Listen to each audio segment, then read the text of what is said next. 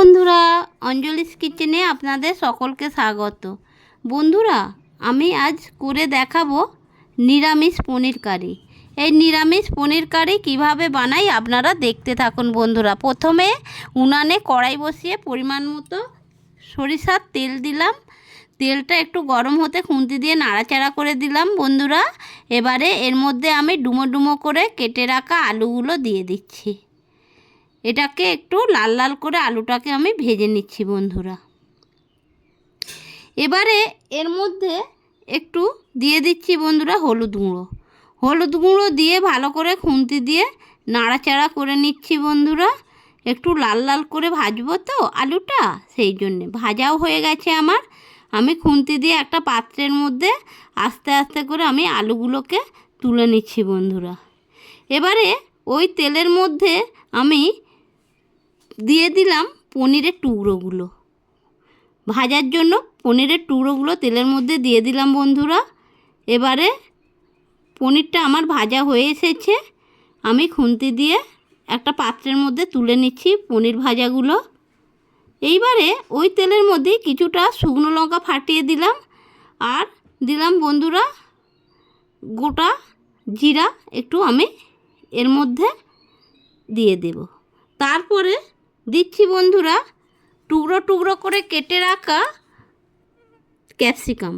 ক্যাপসিকামটা দিয়ে আবারও একটু ভাজা ভাজা করে নিচ্ছি, নাড়া ভাজা করে নিচ্ছি বন্ধুরা। তারপর এর মধ্যে পরিমাণ মতো লবণ দিয়ে দিচ্ছি।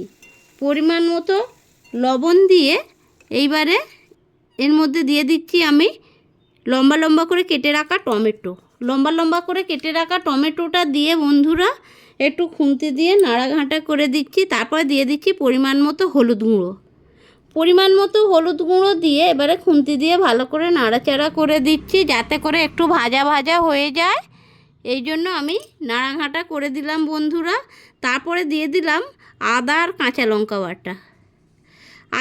লঙ্কা বাটাটা দিয়ে ভালো করে কষিয়ে নিচ্ছি। তারপর দিয়ে দিচ্ছি লাল লঙ্কার গুঁড়ো, কেননা আমি আদার সাথে কাঁচা লঙ্কাটা একটু বেশি দিয়েছি। তারপরে বন্ধুরা দিয়ে দিচ্ছি খানিকটা টক দইটা দিয়ে আমি মশলাটাকে ভালো করে কষিয়ে নিচ্ছি বন্ধুরা। দেখুন তেল বেরিয়ে আসছে, মশলা থেকে তেল ছেড়ে দিয়েছে। এবারে আমি নাড়াঘাঁটা করে ভালো করে কষিয়ে নিয়ে এর মধ্যে দিয়ে দিচ্ছি বন্ধুরা যে আলুটা ভেজে রেখেছিলাম, ওই আলুটা দিয়ে দিলাম। আলুটা দিয়ে ভালো করে নাড়াচাড়া করে নিচ্ছি। একটু মশলার সাথে আলুটা কষিয়ে নেওয়ার পর দিয়ে দিলাম ভেজে রাখা পনিরগুলো দিয়ে বন্ধুরা খুন্তি দিয়ে ভালো করে নেড়ে চেড়ে মশলার সাথে একটু কষিয়ে নিচ্ছি।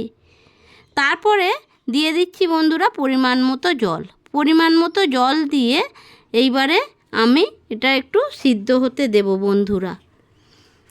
ভালো করে নাড়াঘাটা করে সিদ্ধ হতে দিলাম। তারপরে শেষের দিকে ছড়িয়ে দিচ্ছি ধনিয়া পাতা কুচানো দিয়ে একটু নাড়াচাড়া করে দিচ্ছি বন্ধুরা। আমার নিরামিষ পনির কারি প্রায় রেডি।